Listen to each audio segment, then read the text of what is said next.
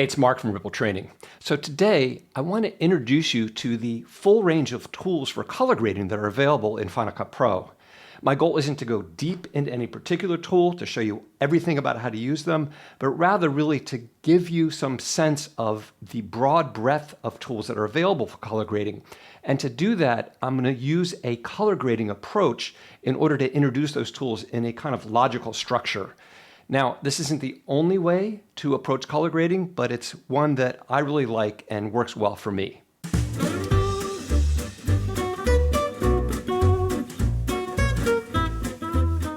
It all starts with normalizing a clip. What that means is taking a clip and making sure it has good dynamic range and good color balance. Those are two separate things from each other. Luminance range, contrast, dynamic range, call it what you will, and color balance. Some clips don't need anything done to normalize them. If they were shot in a delivery color space like Rec 709, great, they're normalized. And if they had a good exposure. But if there was a color cast or they were underexposed or they're shot in log, you're going to need to normalize those clips. And it's a good idea to do that before doing anything else. You can see at the bottom here, you've got some options. You can do it through grading. You can do it what Final Cut Pro calls a camera LUT, or both. Once clips are normalized, then you can move on to these other tasks that you may or may not need to do depending on the situation. So shot matching comes into play if you have the same scene shot on different cameras that had different settings. Maybe the color science is a little different, or maybe they were set up differently and they don't match, or you want different places or different time periods to look like they were all happening at the same place in the same time.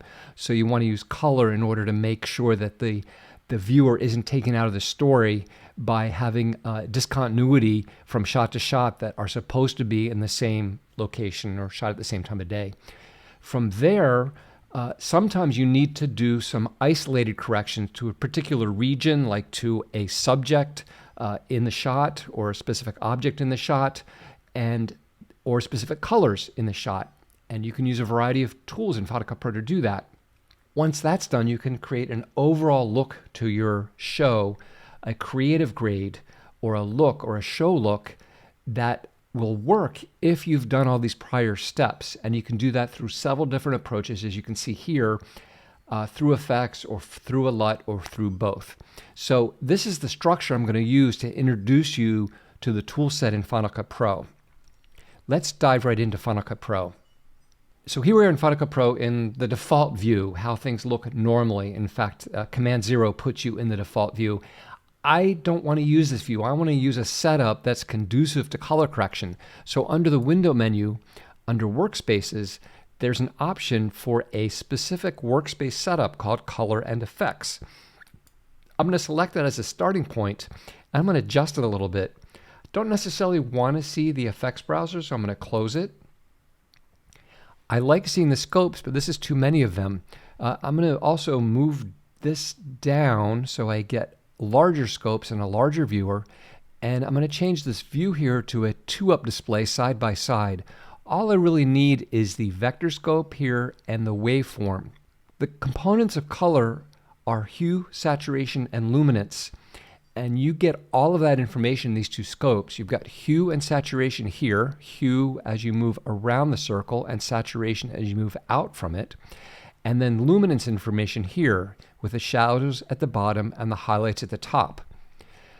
I do like to take this one step further and take the waveform and select the RGB parade view of the waveform because it allows me to see the red, green, and blue channels separately. Another way to look at color is that every single color, every single pixel on the screen is made up of a combination of red, green, and blue pixels. They are the primary colors, and mixing them together creates all the colors that we can see. So now I've got hue, saturation, and luminance, and I've got my RGB values all visible and available to me. So we've got the art on the right, the image, which matters more than anything, but we've got the science on the left to help guide us in creating a look that we want to get to. Another thing I want to do is change the view of the clips down here. I'm going to use the clip appearance menu to make these clips a little larger and also select a view without these waveforms. I don't need those waveforms. They get in the way. I want to see some nice big clips here.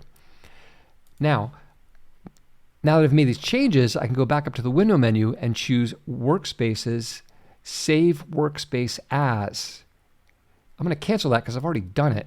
So I can go up to Window, and you can see I've got my color correction setup right there. So if I were to go back, for instance, to a regular default workspace, Command 0, I could always then jump into my color correcting workspace, color correction, right there. Normally, I'm doing this color correction at the end of my edit process. You might do a little bit beforehand to test some things out, or maybe to apply some LUTs so you don't have to look at log encoded footage. But normally you do this at the end of the process so you don't waste your time color correcting shots that you may end up not including in your final project. One other note regarding monitoring. We're going to be looking here today at everything directly on the computer screen, but technically to color correct correctly, you're going to want to use a connected external calibrated display in order to make sure that you have a reference monitor and a reference image that is standardized so that you get exactly the look that you want. That being said, if you're delivering for the web primarily, the color space is close enough that you can probably work on your Mac monitor and be okay.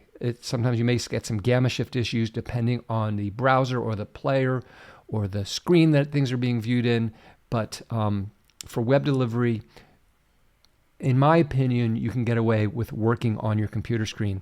If you do have a connected external display device, under Final Cut Pro Preferences, under Playback, there is a AV output where you can set the AV output, and then under the window menu, you can toggle on that AV output once it's been set in Preferences. Okay, with that said, let's move into the first stage here, which again is looking at normalizing a clip, dynamic range and color balance. We'll get to log in just a minute. So if I look at this clip, it doesn't have a lot of dynamic range. By that I mean the range from shadows to highlight. It doesn't really have any dark shadows, doesn't have any bright highlights. Everything's compressed kind of into this area right here, and it's not very saturated either, by the way. So and the color balance could be off. We don't know. It's a little hard to tell with this shot. Normally you approach fixing dynamic range and color balance as two separate operations. But before we do that, I want to show you that there's an automatic tool in Final Cut that can be a great starting point, or it can do the whole thing for you. It's important to know about. In order to use it though, I need to select the clip. I don't like to do a lot of clicking, so instead of clicking on the clip, I'm just going to press C, which will select the clip under the playhead, C for clip. I'm then going to go to the enhancements menu just to show you this is where this lives. It's called balance color. Keyboard shortcut is Option Command B. So we're going to use that keyboard shortcut to toggle it on. I can toggle it off again just by hitting that same keyboard combination, Option Command B. And notice how balance color expands the dynamic range. Balance color as a command tries to do both. It tries to expand dynamic range and fix any color balance issues that it can see. It's not seeing any here, so that's why you're not seeing any shift in the relative positions of the red, green, and blue waveforms here. But it didn't do that much here. I really want to expand things a little more than this. So in this case, I'm not going to use it, partly because I want to show you how to do this manually, but it's always a great option. So I'm going to disable it over here in the video inspector. And then what I'm going to do is I want to use one of the 4 built-in color correctors in Final Cut Pro.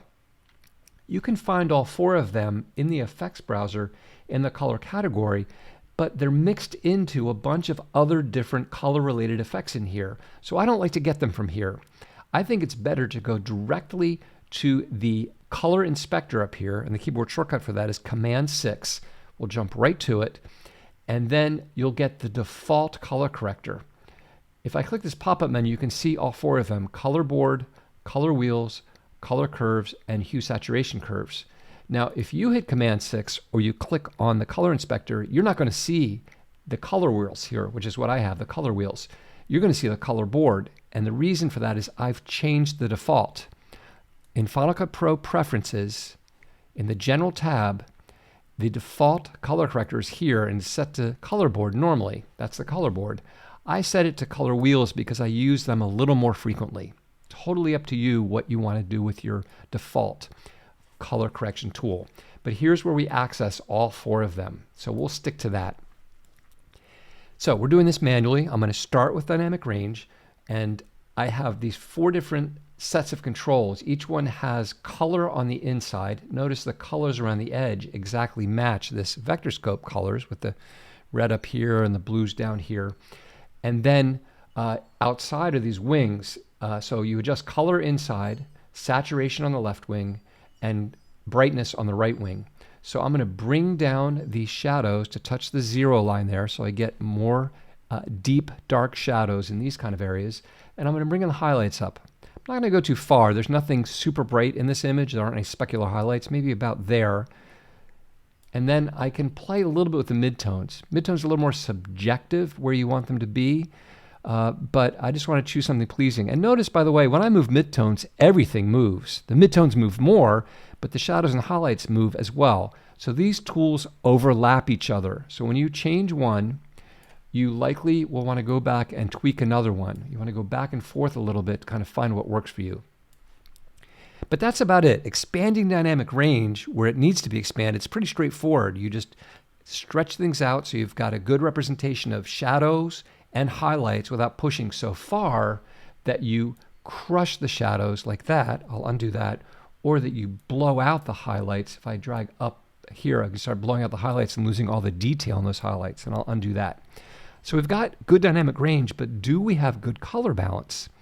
Well, I don't really know. And in a shot like this where I don't have anything that is pure black or pure white or a shade of gray, it's difficult to tell. But since we have skin tones, we can use the skin tones as a guide. So in order to focus on the skin tones, I need to isolate them from the background. If we look at the vector scope, where we have hue and saturation information, all of these traces represent different hues and saturations of all the pixels in the image. This line here on the vector scope is a specific hue. This angle is a very specific hue. It's called the skin tone line, and it represents where you should see pixels for skin tone for any race. We all have the exact same hue of tone in our skin, or very, very close. We just have different levels of saturation of that skin tone. So different races will appear at different places along this line. So we want to check out to make sure the skin tone is at least lying along this line, but it's mixed in with a bunch of other stuff. So to deal with that, I'm going to go back to the effects browser and go back down to masks, and I'm going to take my draw mask and drag it onto our shot of Charles here. To access the tools, I need to click back on the video inspector temporarily, and I'm going to draw a little mask that includes his face. I might skip his teeth just so they don't mess us up there. And I can see that we seem to be pretty much on that line. If I want to make that a little more clear, what I can do is increase the saturation of that shot temporarily. And that looks pretty good. It's a spread of values. There's some other things going on in here. We could go back to that mask and try to isolate it just pure skin so we don't have any eyes or reflections. And that's pretty good. Maybe it's picking up this highlight over there. There we go. That's really a representative area of skin. And this makes sense. It's on it and everything's sitting slightly against it. That's pretty perfect. If we did need to adjust it in color wheels, we could take this global puck and push it towards that skin tone line if we felt we needed to push it just a little bit. I'll do that. Now I'll go back to my video inspector and disable my draw mask and go back into my color wheels. We're way too saturated. Let me pull that down to a more normal level. Maybe I'll pump it up a little bit. It looks nice with a little more saturation. And there we have a shot that has been normalized. It's got good dynamic range, good color balance, and it's ready for any next steps we might want to do to it. Now, I want to move to this shot because this shot includes a color chart, which is super, super useful.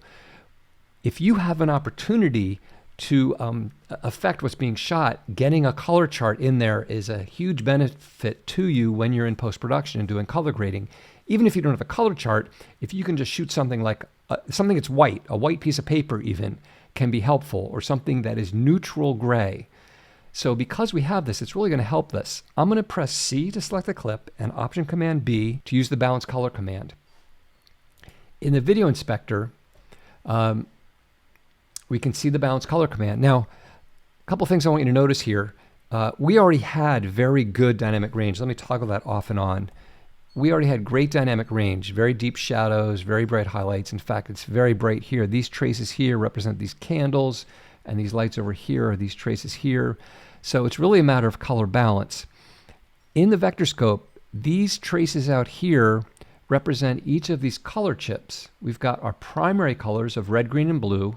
All colors we see are made up of red, green, and blue mixed together, and these are the complementary colors to red, green, and blue, the opposite of each. So if we look in the vector scope, the opposite of blue is yellow, so that's the complementary color to blue. You actually get yellow by combining red and green.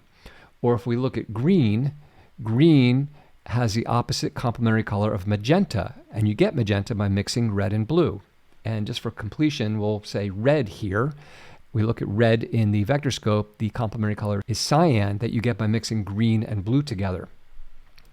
So the idea here is that these traces should line up to these targets. It doesn't mean they should be inside the targets because that would be really pretty saturated, but we can see that they don't quite line up. So our color balance is off.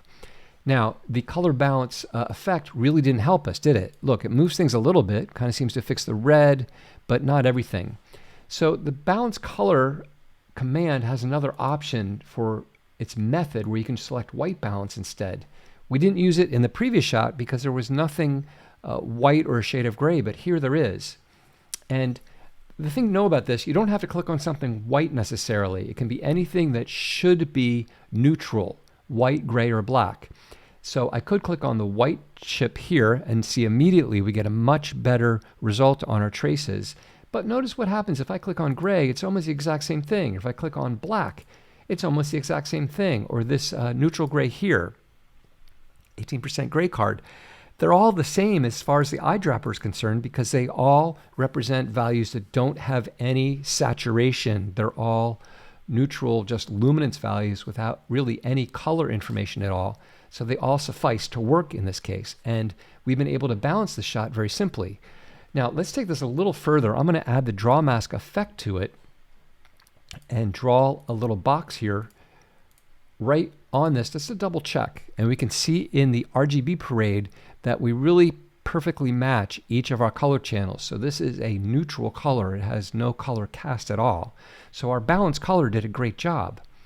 I'm going to try sliding it over here to the other areas. Notice if I go to the white, let me just try to limit this to the white area.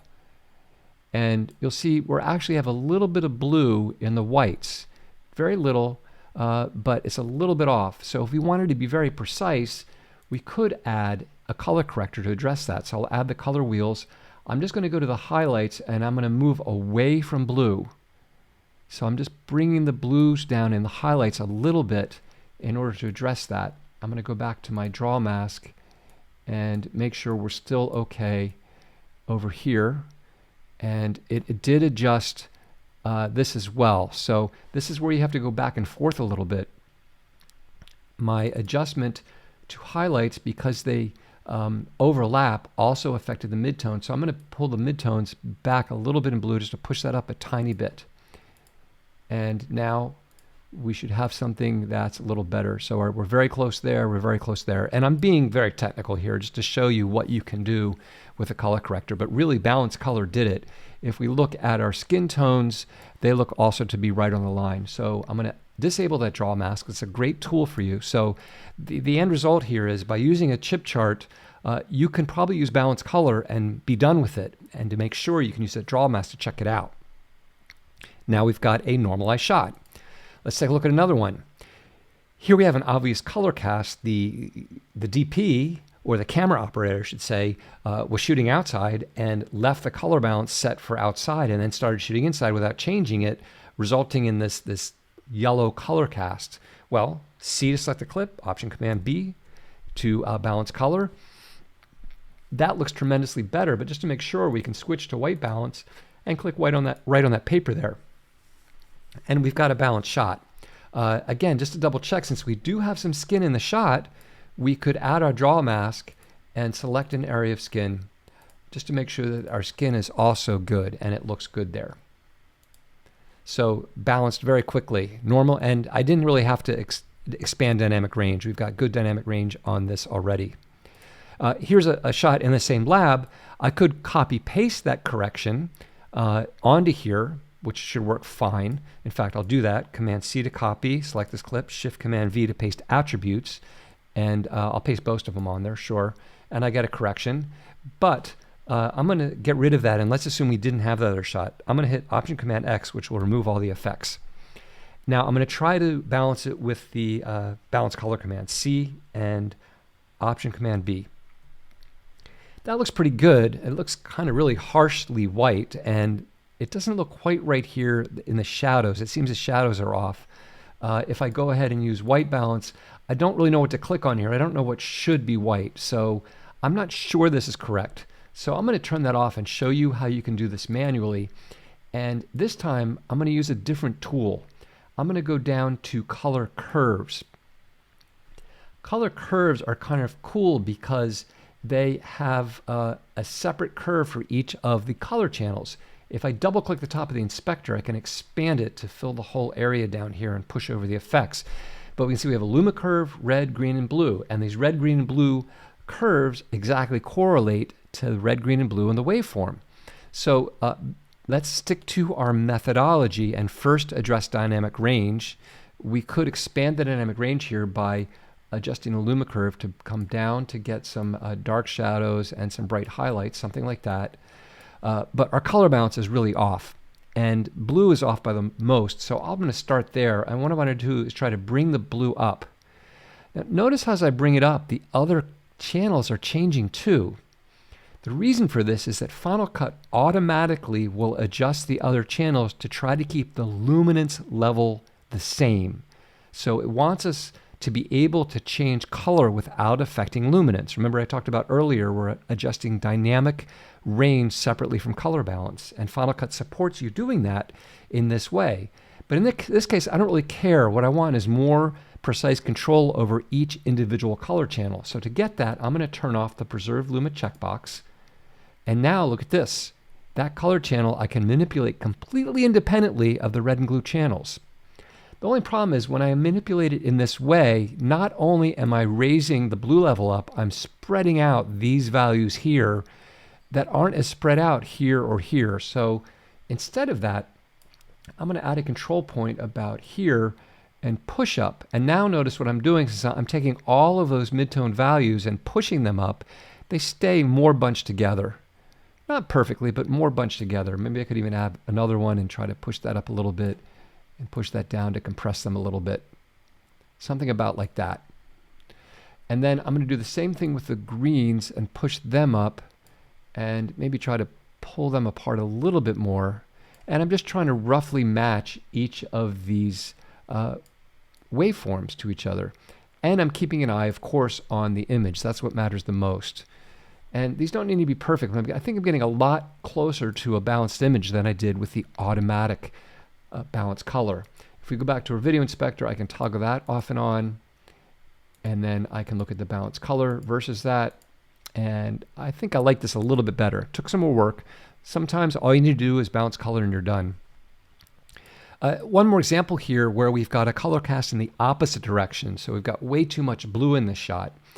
And you may like this as a look, but if you are going to do a look that you want to apply to multiple shots, I really recommend that you stick to this methodology and you normalize all the shots first and then apply your look as a separate correction.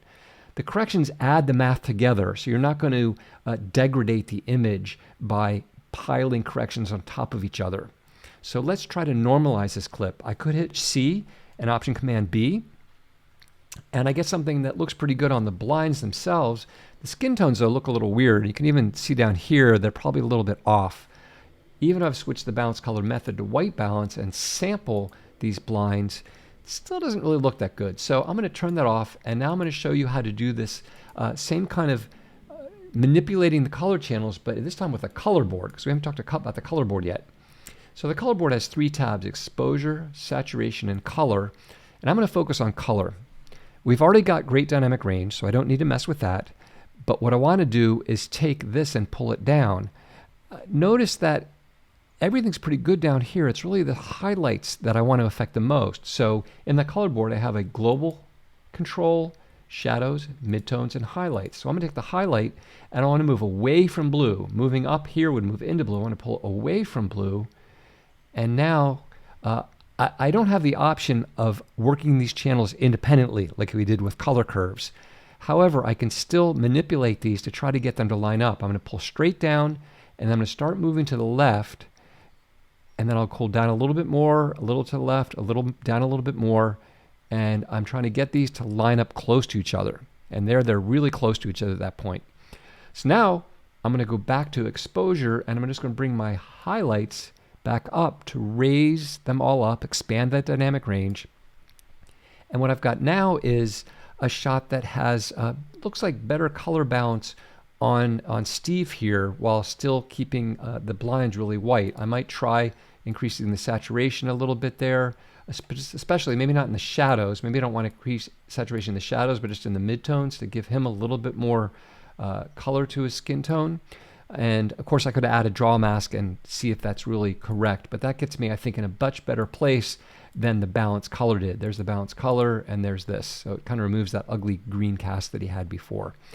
So you can balance a shot in all these different ways by using the balance color, by using the color wheels, the color curves, or even the color board.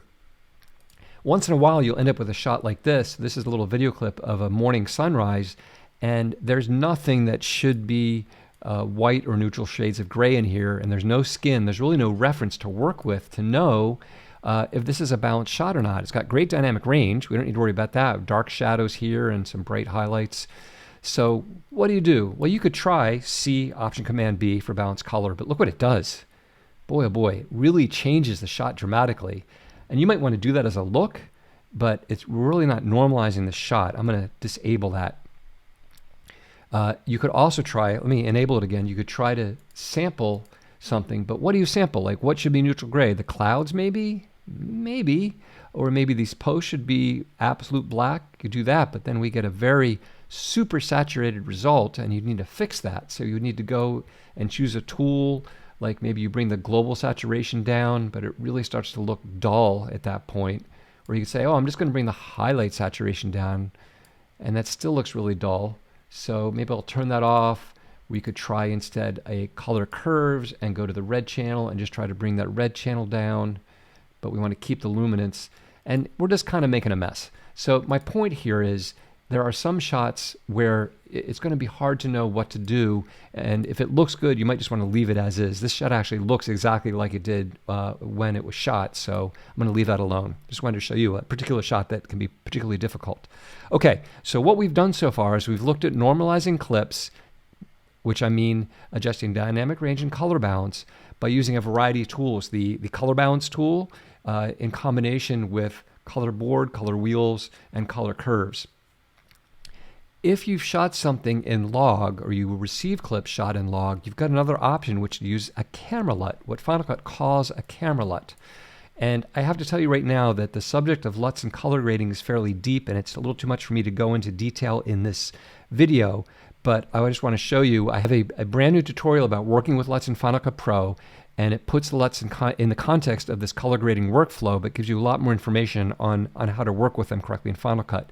But for the time being, what we're going to do is we're going to look at this clip that was shot in log, and a telltale sign of log is this low dynamic range and low saturation. In fact, that first clip of Charles that we looked at was shot in log.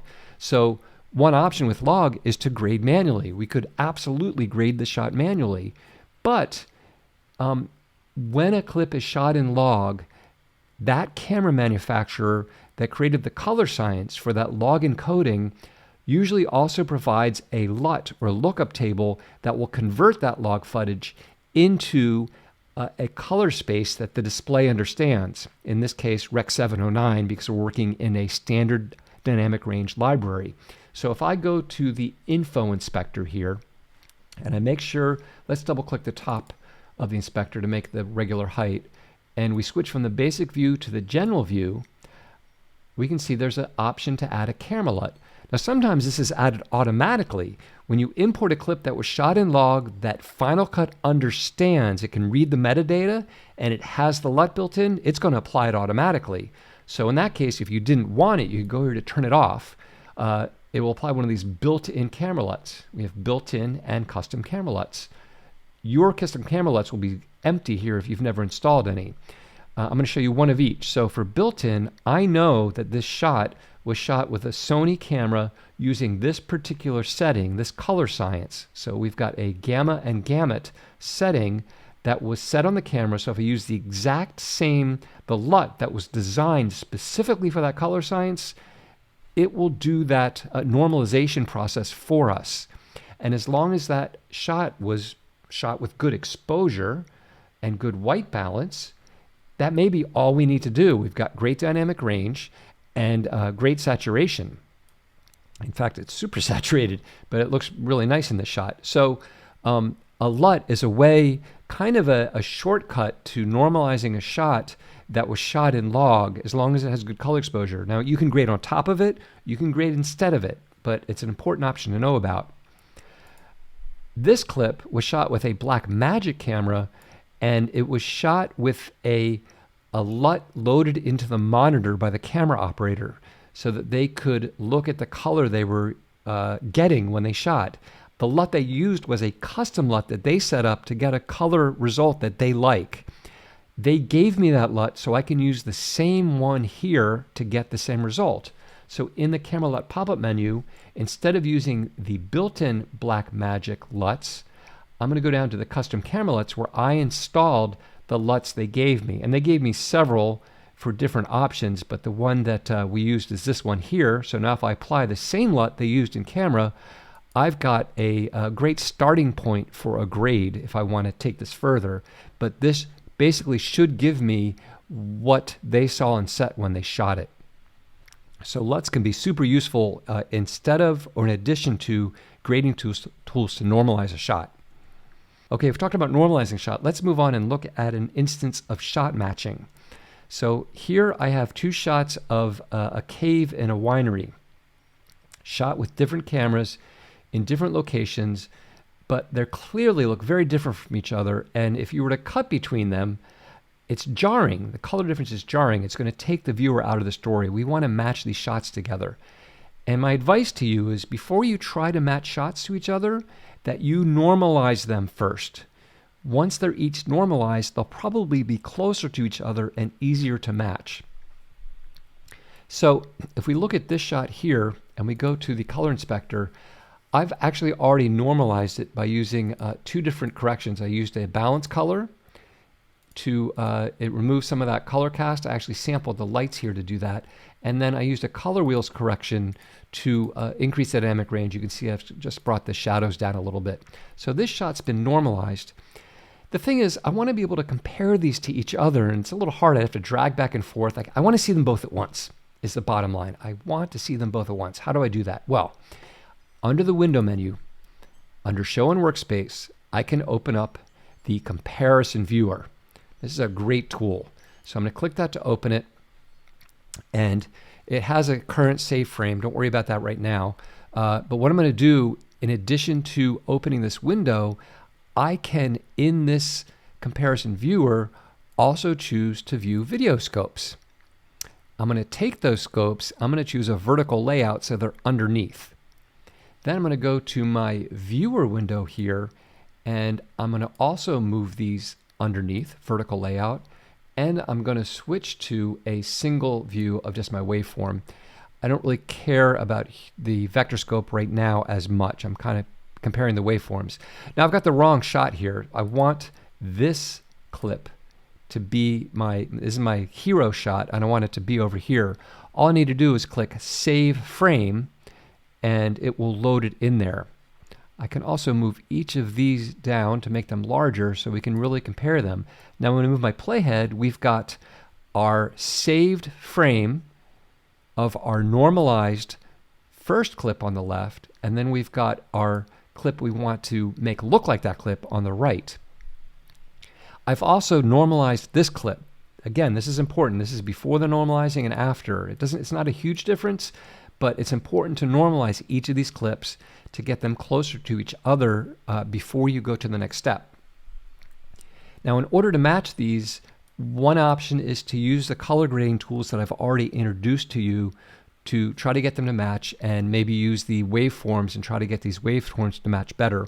But before doing so, there's another automatic tool in Final Cut you need to know about that can be helpful. It's called Match Color, surprisingly enough. So C to select the clip. I'll go back to the Enhancements menu, and we can see Match Color is Option Command M. So Option Command B for Balance Color, Option Command M for Match Color. So Option Command M, and then I need to skim to a frame I want to match. So I'm going to skim to a frame here and click, and then I'm going to click Apply Match. And now we have our left clip and our right clip. These exactly matches the left clip and the right clip here. And now these are much closer to each other, just using match color. One fun thing you can do that can be dangerous but can work if you don't completely love the result is to then go to this clip and match it to that clip. So what we did is match this clip to the left-hand clip, and now I'm going to say the right-hand clip and say Option Command M and select this one. So we're matching back and forth, because sometimes that can get us even a little bit closer. Now I'll take this adjusted clip and save a frame of it, and now see if those are a little bit closer. And I think it did bring it a little bit closer. They're not absolutely perfect. You can particularly see this kind of more yellow up here than up there. So to tweak it a little bit further, what I would do here is add perhaps a color curves, and I want to get some yellow in there, so I want to take out blue. So maybe I'll go in the middle here and try to pull out some blue, and that gets a little yellower. Maybe I'll also try to add a tiny bit of red in there. There we go. So I'm not even using the waveform, I'm just comparing these two up here by using the comparison viewer. And those are pretty darn close. I don't think that'll take you out of the story now going from one to the next.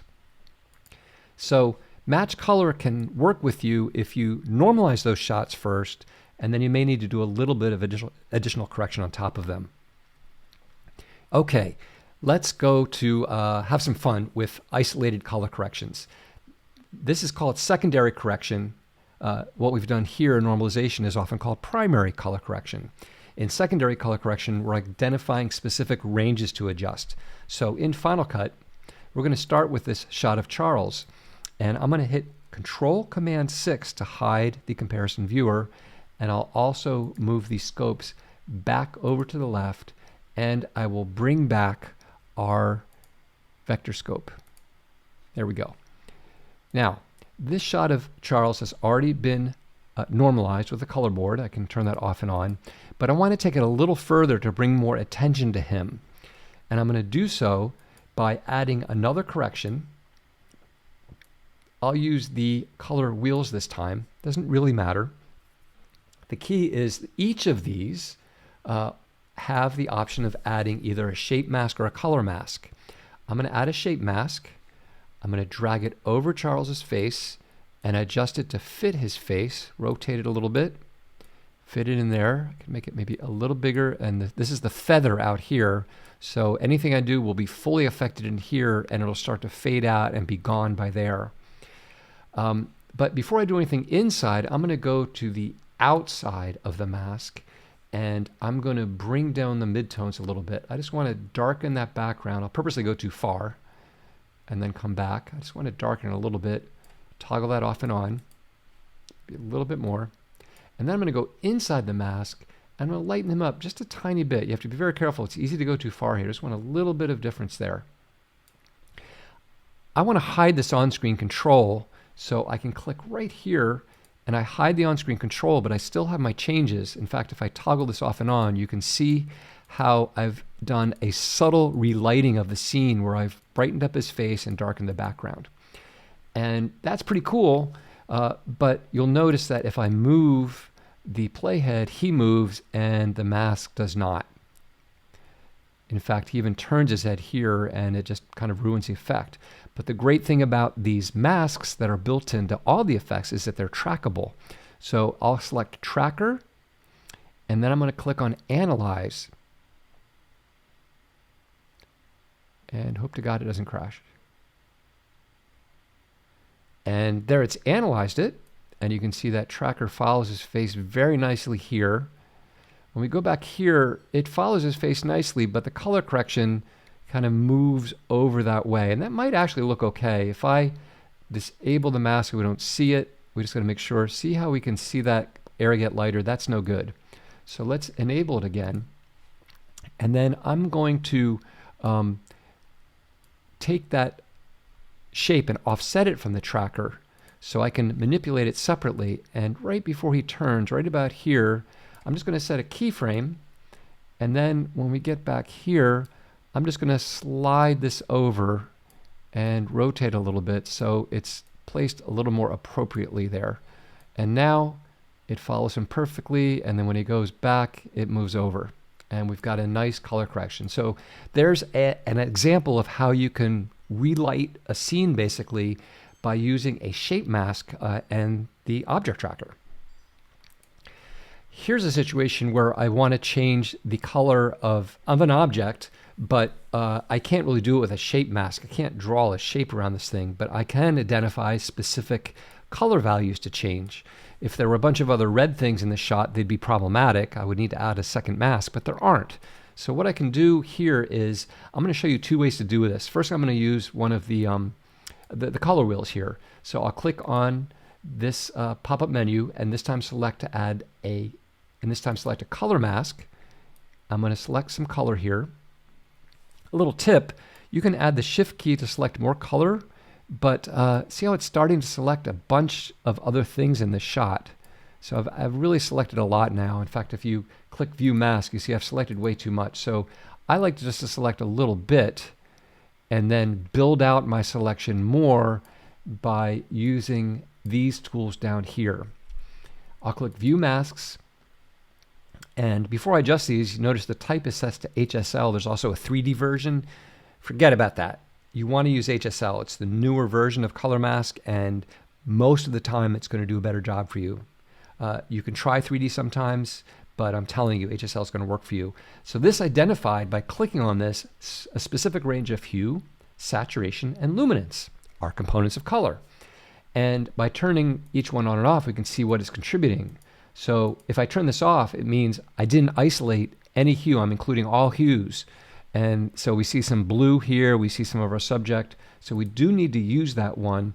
And we can try dragging to see if we can include more hues, if that helps. And all it does is include more of the background. So adjusting this isn't really helping us select more of the car. If I go to saturation and turn it off, I'm getting more of the car. So that tells me, hey, if I leave it on and expand it, I should be able to get more of the car. If I go more saturated, I'm not getting any more. But if I try to include less saturated areas, I definitely get more of the car down there. And I'll go as far as I can. I start to include the wheels, which I don't want to. So I can use this feather control, which is very hard to drag, to see how much of that I can get. And that's pretty good. And then luminance, if I turn that off, we can get more of the car. You can see more of the car selected, but this stuff as well. So if I turn it back on, we'll see how far we can go. Look, I'm getting a lot more of the car there before that other stuff kicks in. So that's pretty good right there. And I'm getting a few little bits of other things, but I don't think anybody would notice those. We could always mask those out if we needed to. So now that I've got my selection, I'm going to click on View Mask so we see the whole shot again. Now I can change the color. So one way to change the color would be to drag around in the global slider here in this puck in the center, and you can see I'm changing the color of the car and pretty much leaving everything else alone. And that's fine, but I'm going to show you something better, and this is why I actually chose to use the color wheels, because the color board doesn't have this hue control. By using the hue control, I'm changing hue only, and look at that. I can really change this quite dramatically, quite quickly by dragging on the hue control. And I realize I'm getting a little bit of highlight that's not quite the right color there, but pretty darn close. And it's usually safer to stay within the range of the original hue. But I can make that nice and purple. And there we've changed the color of our car without affecting the rest of the shot. Now I'm going to show you what I think is a better way to do this. I purposely want to include this because I want to show you how you can use the color mask to do that and use the HSL controls. Sometimes that's a way to go. But here's another way. I've got this same shot here, and instead what I'm going to do is I'm going to use the hue saturation curves. This is the fourth of the 4 different color correctors built in Final Cut. And this one, I'll double click so we can see the whole thing, is deep. I don't have time to explain the whole thing, but basically I'm going to change the hue of a hue here by sampling the hue and then dragging on this hue slider, and I can change that hue. These other points are lock points, so if I start affecting other areas, I can drag on those. I recommend holding the Shift key down, and that'll constrain the range of hues that are being impacted. I can include more of them, and we can start to impact all the grass in the shot, or I can close down and affect less of them, try to find the right balance. So that was faster, right? I didn't need to build a mask and adjust each of the HSL controls and feathering to find it. I just did it. It just works great. I can take this further by using this hue versus saturation. I'm going to drag down the global control to desaturate everything, but then I'm going to sample the car, and then I'm going to increase the saturation of just the car. And now, not only have I changed the color of the car, I've desaturated everything else for a very stylized look. You can see I've affected a little bit of the other areas, so I could see if I could see I'm cutting that out by adjusting that lock point. I'm holding the Shift key down while I do that.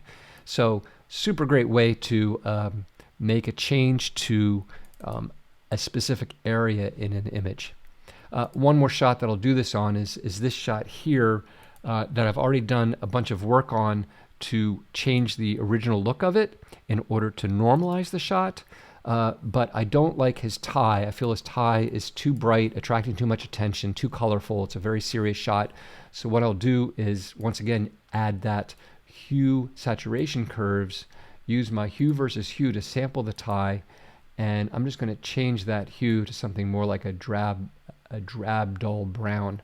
And in fact, maybe I'll also click on hue versus saturation. I could bring the saturation down. If I bring it too far, it gets kind of completely gray, but I could bring the saturation down, and I could even use hue versus luma to adjust how I could use the control point, not the lock points, to adjust the luminance of it. And in this case, hue versus luma is a little tricky because it's actually affecting other areas very obviously, so I'm going to leave that one alone. But I can toggle that on and off, and we can see I've basically affected that tie and maybe his ear a little bit as well. But made a change to that, and you could always mask that if you wanted to. So that is a quick, very quick tour of some different tools to do isolated or secondary corrections with shape masks, color masks, and hue saturation curves. So let's move to the final step. If you've done your normalization, you've done your shot matching, you've done your secondary corrections, you can then think about how to create a look on your whole program. And I'm going to show you 3 different approaches to doing that. The first one I'm going to show you is using a Creative LUT, totally separate from a camera LUT. So this shot here of this dog, Acho is his name. If I go to the info inspector, you can see I've used a camera LUT in order to normalize it. I'll turn that off. That was the original shot. I'll put that camera LUT back on, and we have a normalized shot. We have good dynamic range. There's no clipping going on.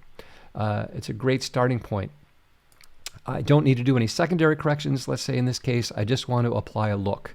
Well, I could grade to apply a look, but I could also use a Creative LUT. So if I go back to our color category, in the color category, there is something called Custom LUT.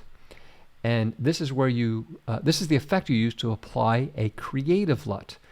The difference in a Creative LUT is normally gets applied to clips that are already in the display color space. In other words, they're already been normalized, they're already in Rec 709. They're not usually designed to be applied to log encoded clips.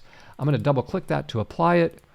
I'm going to go to the video inspector, and then from this pop-up menu, I've installed a bunch of custom LUTs. And again, if you want to learn more about this, I really recommend you check out my Using LUTs in Final Cut Pro course. It will teach you in under an hour everything you need to know to make you an expert on this. Here I've got some film looks. So I could, for instance, apply this film look to this clip. and create kind of a stylized look for that. And I've got many in here. You could do so many different things, but I just want to show you one example. So that's one idea.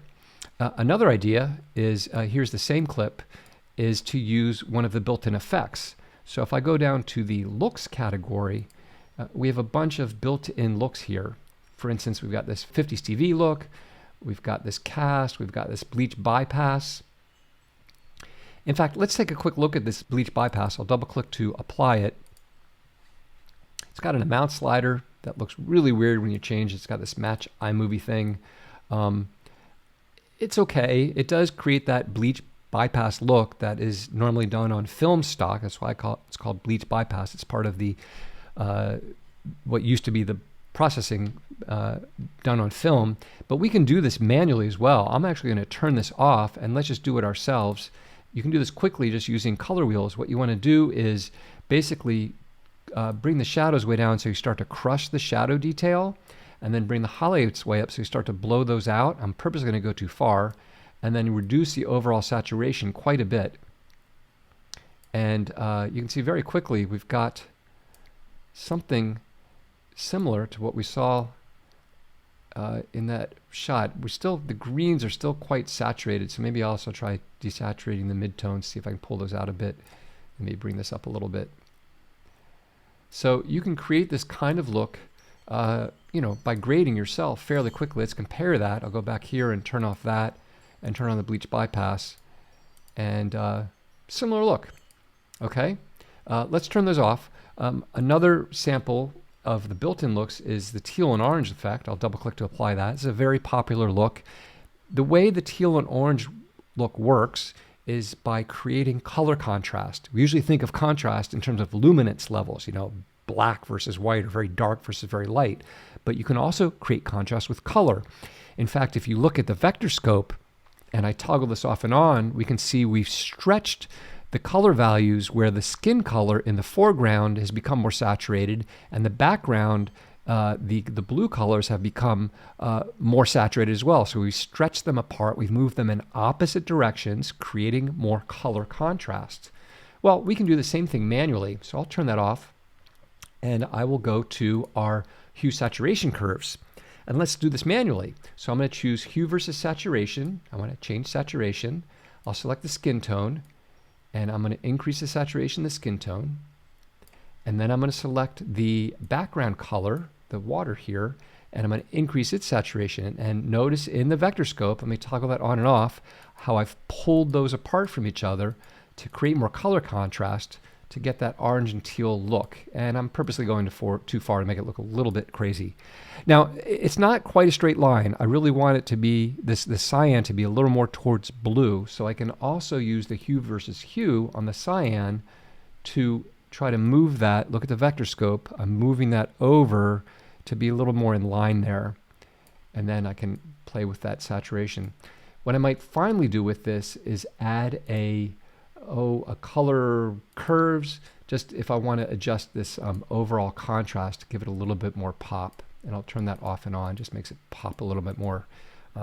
So there, if I go back to the video inspector, I can turn off all those effects, and we can see the before, this is the normalized shot, and then the look created by that manual grading.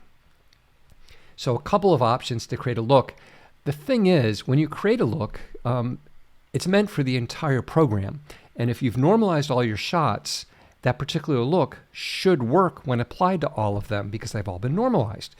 But instead of copy pasting them to all of them, what I prefer to do is use an adjustment layer, which is this guy right here, which currently doesn't do anything. If I put it over this shot and, actually I had already done something with it, but let me take that off.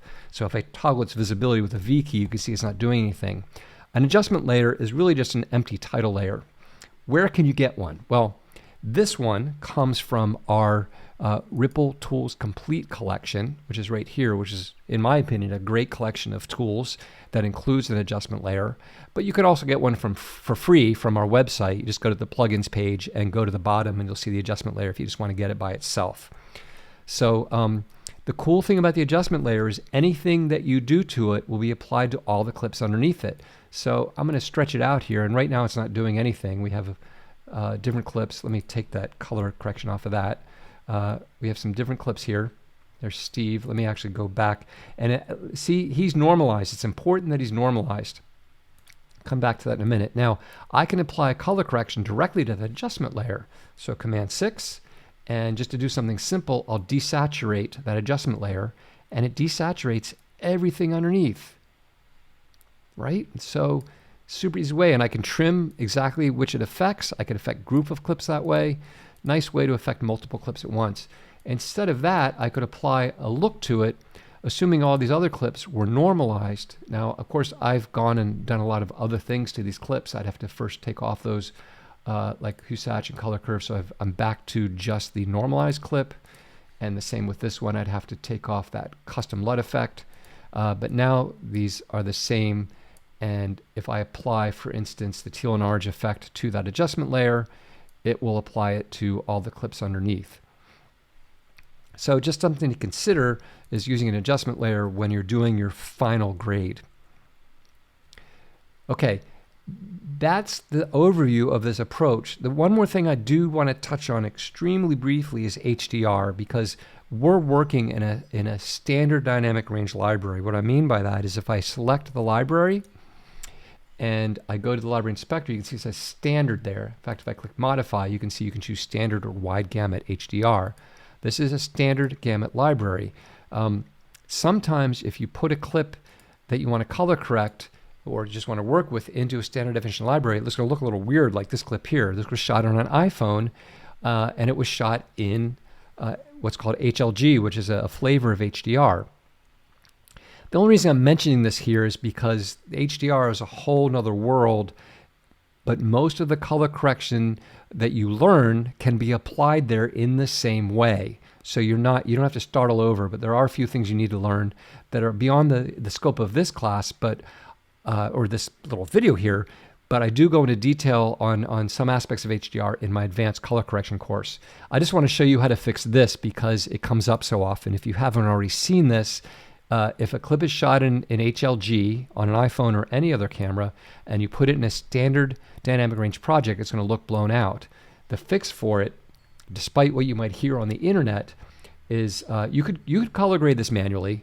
You could actually bring these levels down. If I go to the color inspector and we try to bring the highlights down, you can bring them down. Look, bang, okay. That's one way. We tone mapped it ourselves. That looks pretty good, you know. That's one way to fix it. We see we've got maybe some black levels too. We could try raising the shadows, but there's a little more detail to collect there. So that's one fix for it, okay? That works great. But you may have a lot of clips. You may not want to go through that process. So what you can do instead is in the color category, there is a tool called HDR Tools. And if I throw it on there, go to the video inspector and change the mode. We don't want this default mode. We want HLG to Rec 709 because this was actually shot in the HLD flavor of HDR. That'll do it for us. It's simply doing that tone mapping for us, so we don't have to apply a color corrector and adjust each of the wheels manually.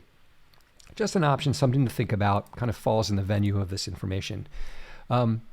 Okay, so I hope this is useful. I know I'm doing it in kind of a off-the-cuff kind of way, but I wanted to throw it out there. I want you to get excited about what's possible to do in Final Cut Pro. Of course, I want you to go and buy our tutorials, but mostly I want you to get excited about color correcting and working in Final Cut Pro because I love it and I think you will love it too. As always, we welcome your comments, so please leave a comment below, and we'll see you next time here on MacBreak Studio.